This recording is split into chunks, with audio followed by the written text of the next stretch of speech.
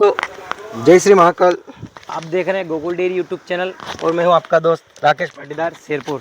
साथियों, जैसा कि हमने पिछले बार इस फार्म की एक छोटी सी वीडियो कवर करी थी और नए जो साथी है, जो युवा है, डेयरी फार्म की सोच रखते हैं और लगभग गाय के डेयरी फार्म की शुरुआत करना चाहते हैं। मैंने अपने वीडियो में बताया था कि जो गंगानगर से 1.5 साल पहले हम लोग जो गाय खरीद कर लाए हैं उसके फार्म का मैनेजमेंट कैसे किया है आगे अंदर आपको दिखाता हूं।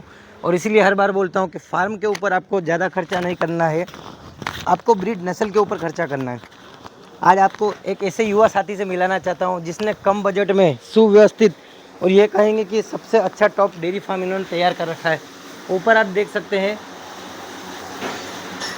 लकड़ी, बरसाती और मिट्टी ऊपर इसके ढककर इस शेड को इस प्रकार तैयार किया गया है और इसमें ज़्यादा मात्रा में कोई अच्छी लागत नहीं लगाई गई है। इसलिए मैं बोलता हूं कि डेयरी फार्म जैसा आपका बजट है उस हिसाब से आप डेयरी फार्म की शुरुआत कर सकते हैं। तो बहुत सारे किसानों को देखा है मैंने, फार्म बनाने में ही सबसे ज़्यादा खर्चा फार्म के अंदर कर देते हैं। इतने कम बजट में, सबसे कम बजट में जो फार्म तैयार किया गया है, इसी नंबर का आपको फार्म दिखा रहा हूँ।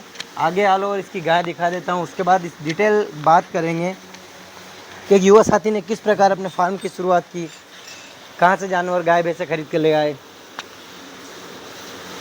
क्या क्या चुनौतियों का सामना करना पड़ा, क्या क्या नुकसान उनको उठाना पड़ा और आज की कंडीशन में कितनी गाय है, कितनी भैंसें हैं और क्या इस हिसाब से डेयरी फार्म की शुरुआत है। जैसे फीडिंग का साथियों, इनका गलाने का आपको तरीका दिखा रहा हूँ। गला रखा है साथियों।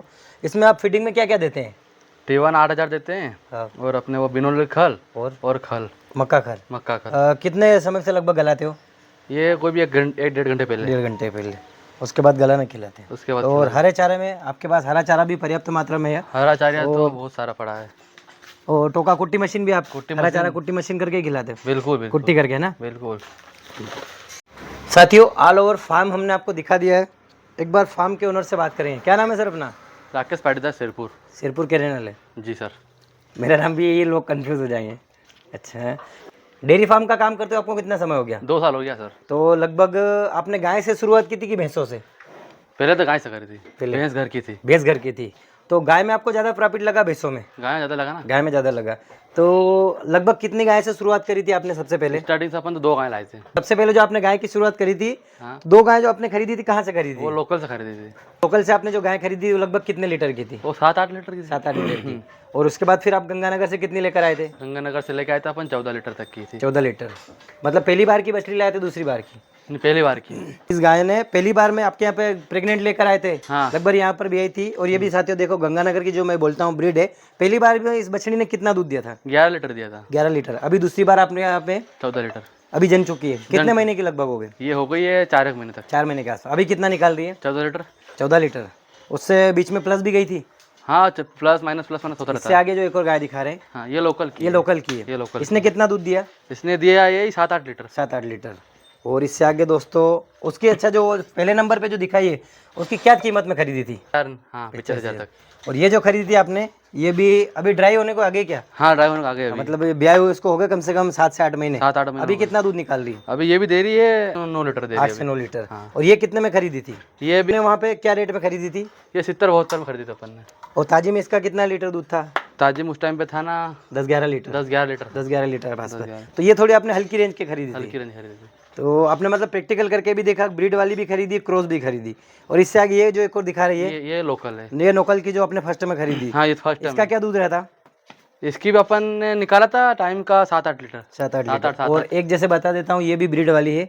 वो जो जोड़े में, ये भी 85 की खरीदी थी आपने? हाँ, ये भी 85 गंगानगर से जो खरीद कर लाए थे। गंगानगर। और ये सेकंड बार की भी आई हुई थी। अभी तीसरी बार में अभी प्रेग्नेंट है। तीसरी बार अभी बाकी है। तो सेकंड का इसका कितना दूध था? सेकंड में था ना इसका 12-13 लीटर। 12-13 लीटर टाइम का। और अभी तीसरा जनेगी? तीसरा जनेगी। अभी लगभग खुली, अभी लगभग निकालेगी महीना भर और निकालेगी। ये जो आपने जो डेयरी फार्म बनाया है,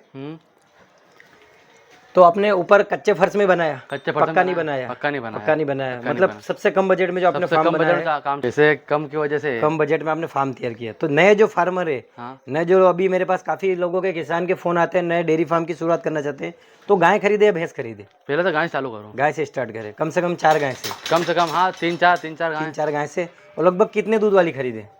मिनिमम तो रहना चाहिए 10+। 10 प्लस 12 13 12-13 मतलब दोनों टाइम का एवरेज मिला के 25 लीटर वाली 25 लीटर तक की। अच्छा, कुछ किसान लोकल से खरीदना चाहते हैं, कुछ ब्रीडेड एनिमल, तो शुरुआत कहाँ से करें? लोकल से पशु खरीदे, लोकल के जानवर स्टार्ट करें, या फिर ब्रीड वाले एनिमल खरीदे? ब्रीड वाले नहीं है, लोकल लोकल से नहीं होगा। लोकल से मतलब नहीं। और ब्रीड वाले जैसे कि आपने गंगानगर से खरीदे हैं, तो जैसे सेट करने में कोई दिक्कत आती है?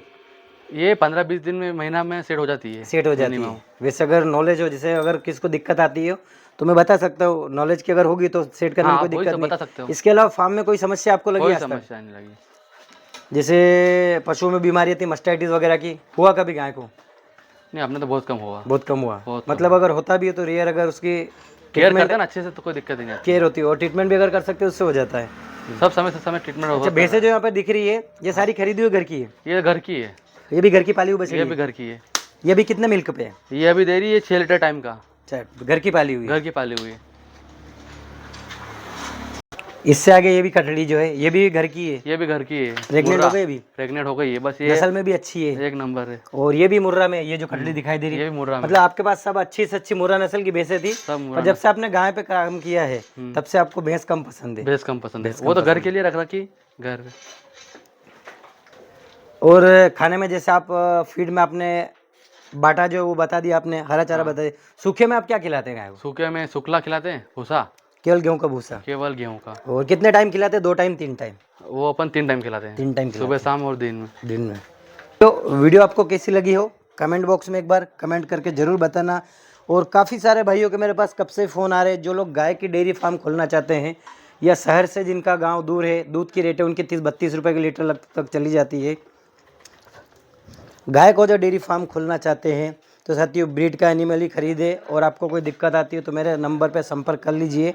और लगभग 1 सप्ताह के बाद अभी हमारी तो विज़िट रहेगी वो जाफराबादी भैंस के लिए गुजरात की रहेगी, और दूसरी हमारी जो विज़िट रहेगी वो गंगानगर गाय के लिए रहेगी।